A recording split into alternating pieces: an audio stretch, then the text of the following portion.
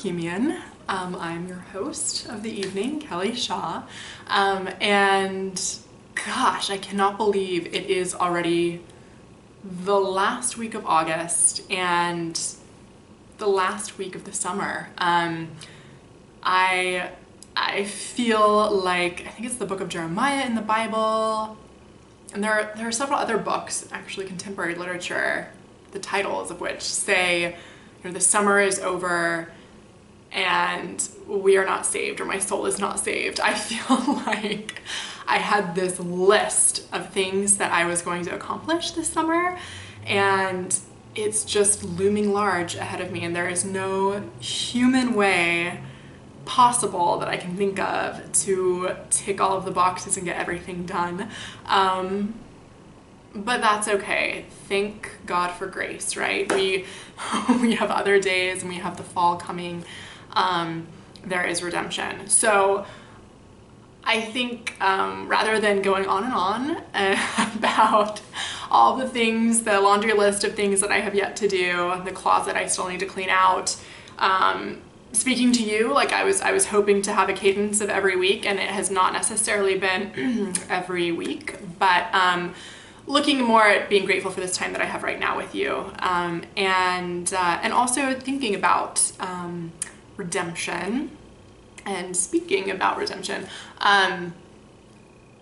for me, it is incredible what one really well-placed meal in your life, in your day, can do to redeem a horrible day, a horrible week, a summer that feels maybe a little wasted, or not everything has been accomplished.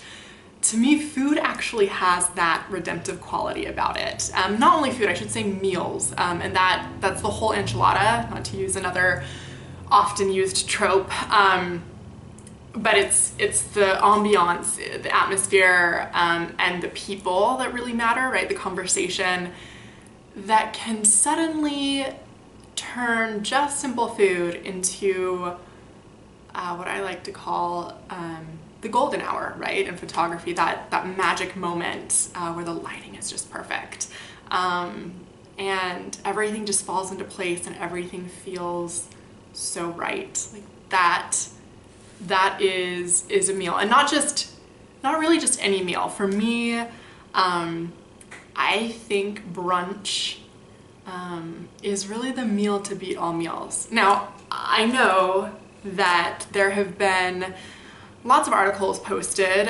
people that are kind of throwing shade on brunch, and the brunch haters who say, it's just this sort of bougie, erudite, silly, hipster meal that was invented for restaurants to just sort of open their larders, use whatever in the pantry is starting to go a little bit off and go wrong, go bad, throw everything together, into one sort of kitchen sink kind of menu that's uninspired, or just uninspiring, and call it brunch, the catch-all brunch, and throw a little booze in there, and everyone will be fine, right? But I take issue with that, actually. I don't feel that way. And whether or not that is your opinion, I'm not here to really convince anyone to change their opinions, but just want to share my experience that I actually personally feel like brunch is what can separate the boys from the men, so to speak, in the restaurant world. When I was dating before I met my husband, I used to say that you learn a lot about a person from the way that they order their steak, right? From the way that they order their food, you can learn a lot about a person, a lot about a man, a lot about your partner, whether they're tough, right? Whether they're juicy, whether they're tender, right? All of these things, whether they might be violent, you can learn these things in many ways from the way people eat, from what they order.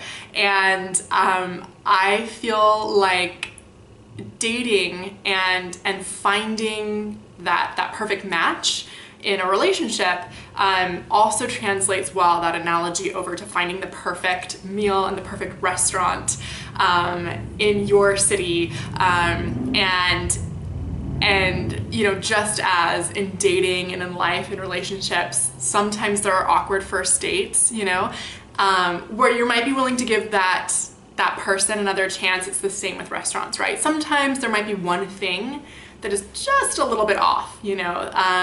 The service wasn't quite what you were hoping for.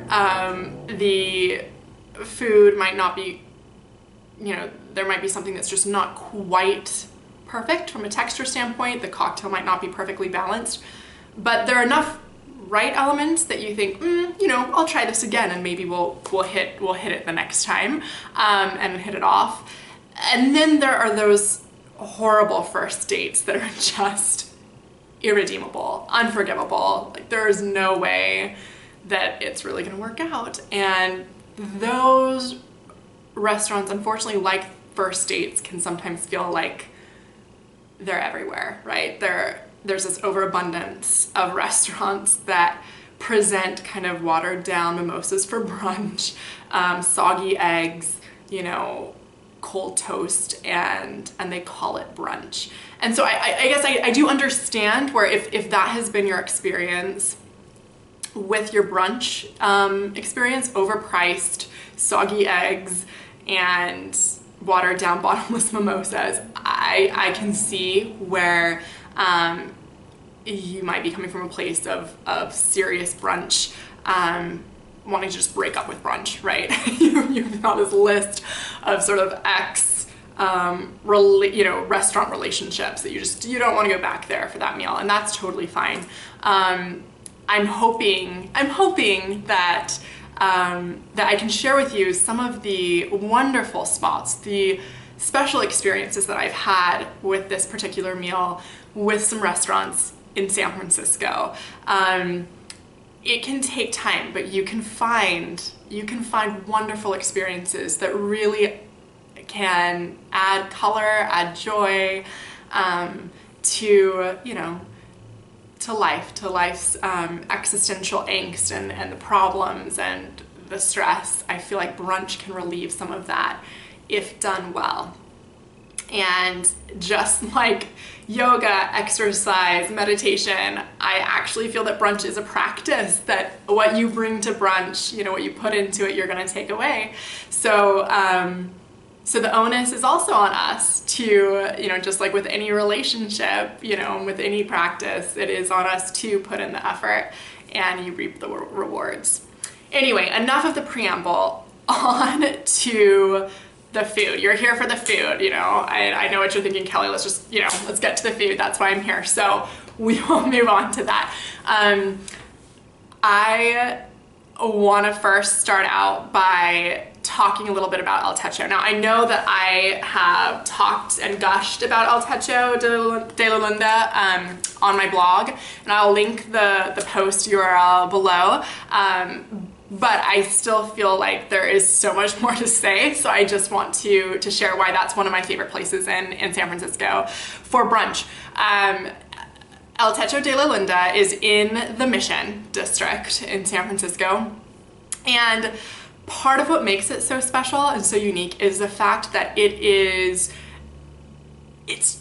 in a place that is so unexpected. So you'll be walking, you know, I recommend taking BART, so you don't have to park and don't have to pay exorbitant fees for parking or for Uber or taxi. You take BART to the 24th Street stop, and it's just a few blocks away from there. But as you're walking, you'll notice, you know, there's a grocery store here, some corner markets, and then there's a Skechers shoe store on the corner, and there aren't a lot of restaurants that are around in the immediate vicinity of El Techo de la Linda. As you get a little bit, you know, you go a few blocks over, you do see other restaurants, but it's just kind of there and unexpected, and that's part of the appeal. I feel like with brunch, especially in a big city like San Francisco or New York or London, Tokyo, you know, you need to know where locals go, and you need to kind of stray from the beaten path and the tourist traps to really have a positive experience with it. So you approach El Techo de la Linda, and there'll be a person out front, a host, out on the street, on the sidewalk. Often there's a line. I highly recommend making a reservation on OpenTable. And I will leave the link for that below as well. So as you approach the host and you give them your name, they'll tell you go right ahead down the hall and take the elevator to the roof on your left. And so you go down a dark hall and you take the elevator up. And again, it doesn't look like a typical restaurant, right? It almost looks like you're in someone's condo or apartment, going down the hall up to the top of the roof. And once you reach the top, on a clear day in San Francisco, you can see complete 360-degree views of the city. And it's just beautiful, and it is festive. They have fun, Latin American flavored music playing, and communal tables set up, and just the whole vibe it's just fun and it's magical, and there's just this great energy. They'll show you to your seat, and their chips are house-made, their guacamole is house-made, their cocktails are on point, beautifully mixed. I highly recommend the Paloma, and their margaritas are excellent as well. And then, as I mentioned in my blog, their Eggs Benedict is one of my very favorites out there. They put a Southwestern or sort of Latin American flair to, they add that style to your traditional Eggs Benedict. And so there's like beans and salsa, and there's kind of like this cornbread, instead of like your traditional English muffin. It's like this really yummy, more kind of corn-based base, and it is incredible. It is wonderful. Speaking of cornbread, their cornbread is great. Their plantains are great. Everything there is just wonderful. And so the ambiance and the food all together in a very unique kind of a place, I think, make for the odds of having an excellent experience just boom. They go way up, because just the whole experience is so just special. It's unique. You're above the city, you're up on a roof in the city, and wonderful food, and it's not overpriced. It's not really cheap, but it's definitely not something that's astronomical. And that's something that I think is also important to note. As wonderful as Michelin ranked restaurants are, and there are some fabulous ones here in the city. We love special occasions at Boulevard, and there's so many just to experience and enjoy here, but there's no price tag on a good meal and great experiences. And so that's why I love El Techo for that reason. You're not going to come away feeling like, oh my goodness, like that was my entire paycheck. And you don't really have the buyer's remorse that can happen from brunch, and you really do get excellent quality for what you invest. So moving on from El Techo, I wanted to talk about North Beach. Now, this didn't necessarily make the blog post about brunch, but I do talk a little bit about some of these places in my North Beach guide post.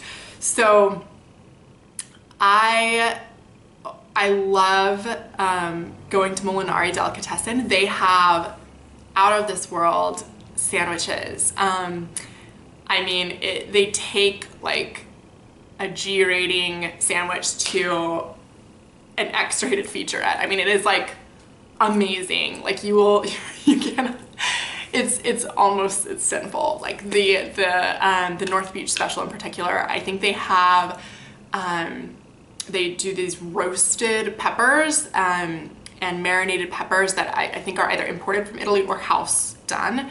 And they have these fresh cheeses and fresh meat, cured meats and things that are there that are just wonderful. Like, you can't find sandwiches like that elsewhere. And I will say Molinari's is a place that does come up on tourist radars, on websites about where to go in North Beach. So there will be lines and you will sometimes see tourists there, but this is one of those that I would say is the exception where, every experience that I've had there has been phenomenal. Every sandwich has been truly great. And while they're not, a cheap In-N-Out burger, they're gonna range, you're gonna spend some money, $10, $12 on your sandwich. It is really worth it. It's still, it's still not something it's not a meal that's going to be, the most expensive one in your San Francisco trip, but it will be one that you will remember for sure, hands down, as one of the best sandwiches that you have ever had anywhere.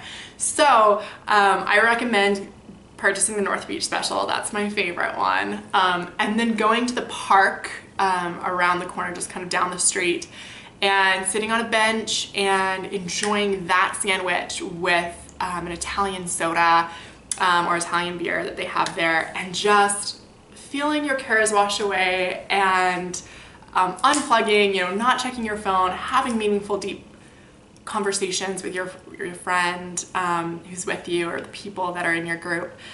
That will be a wonderful brunch experience. And that's not necessarily in a restaurant. The delicatessen, the deli itself, is just that there are no tables inside. There are a few out, but there's no tables inside, and so you kind of have to go elsewhere to really experience it. And you can just head to the park. It's beautiful. It's fun to watch the dogs playing there. There's often art fairs that go on there at least once a month, and so it's just a fun way to really experience the city without breaking the bank and have a wonderful, just relaxing time with the person that you're with. And then I have to talk about 00 as well. This is going back towards sort of the financial district, a little bit of ways away from the Mission, off of Folsom Street. 00 is known for its pizza, and they do obviously serve pizza for brunch, but they have a fantastic brunch menu as well. And I describe it in the blog and give suggestions there. But I have to say, again, the atmosphere, I feel, is just, there's a great energy, and the service there has always been very impeccable, and people are kind, and very attentive, and the bartenders there, frankly, are excellent. You will have, like, every cocktail that you have there, whether you're there for brunch or dinner, whatever meal you're there for, is perfectly balanced. And they just, again, I've been there several times. I've had one not perfect experience. That would have been our second date with 00. Wasn't absolutely perfect.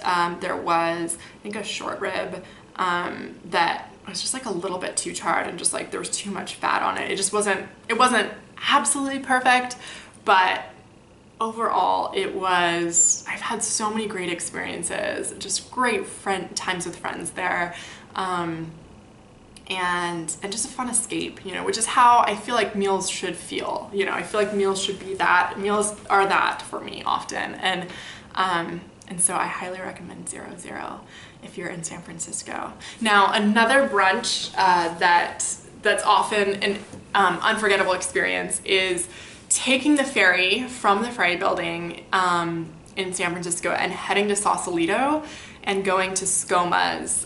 Skoma's is on the water, and it's this beautiful blue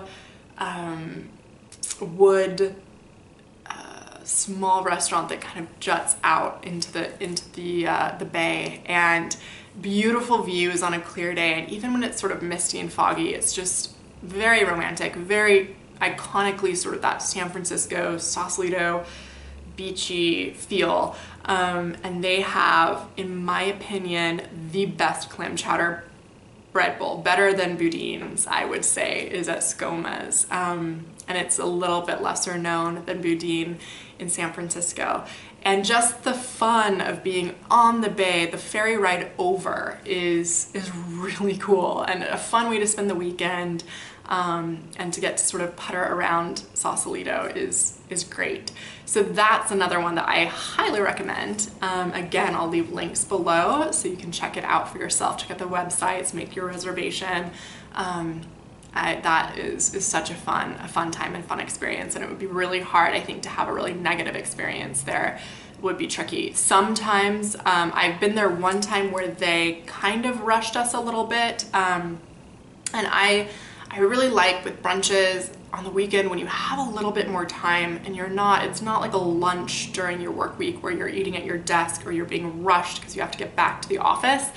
It's nice on brunches. Part of why I like them is that the experience, it's a slower process. It's sort of that slow love, right? The slow that builds, crescendos, and is wonderful and magical.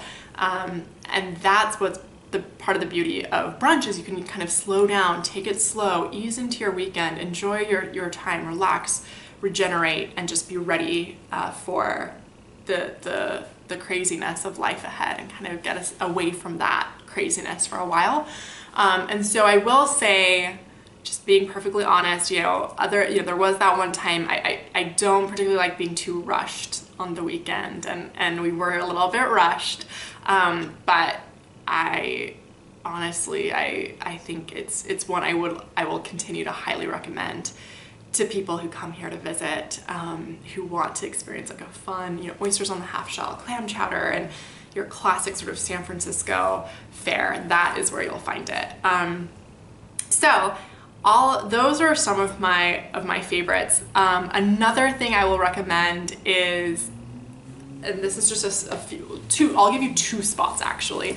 Spots for picnics in the city. Like I said, brunch doesn't necessarily have to happen in a restaurant to make it meaningful, and it really is the whole package. And so picnicking with style. There's something so fun and bohemian and very sort of 19th century Manet on the grass art, like outdoors, en plein air, like painting and eating, like eating outside. There's something wonderful about that, something so bohemian, I think, about that.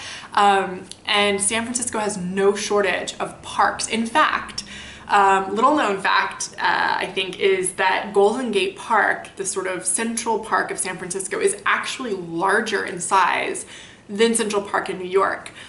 So we have a lot of green space, and then there are little parks in most neighborhoods that are fun to visit and just really fun to break bread at a park. And that one of the benefits of that is you aren't rushed typically. You don't have anyone waiting on you and trying to move the tables, keep it going, and bring in new customers.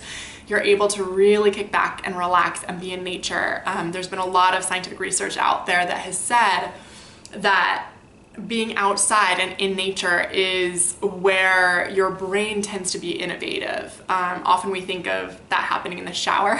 The shower is where I sing, but when I'm eating, when I'm having a meal outdoors, like that is where I find just my creativity gets a chance to really sing and come out. And so I highly encourage you to start, to add to whatever meditative practice that you might have, to consider adding picnicking as a practice and getting used to eating a meal outside and with people. That there's something just so wonderful about that, I think. Just the whole experience of it can be so transformative, and just, again, it can really turn your frowns upside down. It can turn the negative very positive, and it does require some work, right? You're not being served by waitstaff, so you either have to prepare something at home, or you need to go somewhere, purchase it, and bring it to your spot. And it requires researching that spot and thinking through where that perfect picnic spot is going to be, what is going to really facilitate that creativity and get those creative juices flowing as wine and other juices are flowing. So I recommend picking up, if it's a summer day, it's nice out and you want to be picnicking, picking up a rosé just from Safeway, or I want to say there is a grocery store called Andronico's. I'll double check on that. In sort of the Sunset District. I used to live out by Golden Gate Park, and you can pick up, you know, a bottle of rosé, and it doesn't have to be an expensive bottle of wine, just a bottle of rosé. And one of my favorites, I'm such a sucker for good packaging in the art. Such a sucker for that. But one of my favorites that's not that expensive is Francis Ford Coppola's Sophia rosé, and it is beautiful. I'll see if I can insert a photo of it here for you, just because it's so pretty, and it just feels like it's waiting for a wonderful picnic experience. So pick that up, and like a baguette, and a little known tip that I recommend doing is, if you can, when you pick up the baguette, if you take it to the bakery area of the restaurant, most restaurants will slice it for you. So it's fresh, but then it's sliced, and that way you don't necessarily have to be dealing with cutting it or tearing it. Tearing is primitive and could be part of the experience too, and it works as well if no baker is on hand. But that is something that has been helpful when we have forgotten utensils, or don't want to have to sort of divide things up or tear things up. You can get it sliced. And picking up some really nice, some cheese to try. Cheese, and I would recommend a soft cheese, like a brie, or there's some triple creams that are phenomenal. And then picking up some figs and a few maybe cured meats, some prosciutto, and just going out there, maybe some, grabbing some fruit as well. I think some additional fruits like grapes and things like that.